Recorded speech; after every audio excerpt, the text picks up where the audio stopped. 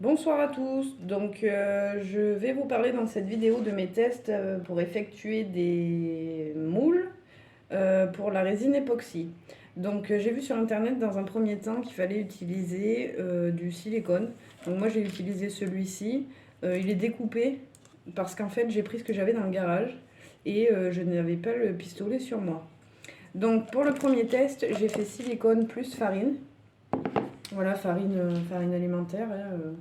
J'avais pas de maïzena, donc je me suis dit pourquoi pas la farine. Et au final, échec total. Ça colle, c'est vraiment non, c'est échec. Donc voilà pour le premier test. Pour le deuxième test, silicone toujours avec enfin de la maïzena que j'ai pu trouver chez ma voisine. Donc je la remercie au passage. Au final, donc le moule, il est bien, il est souple, il est plutôt pas mal pour ce que c'est. Seulement, en fait, à l'intérieur, il y a plein de trous.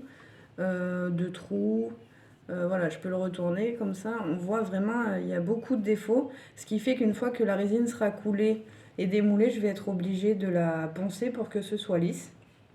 Et donc, j'ai également fait un dernier test.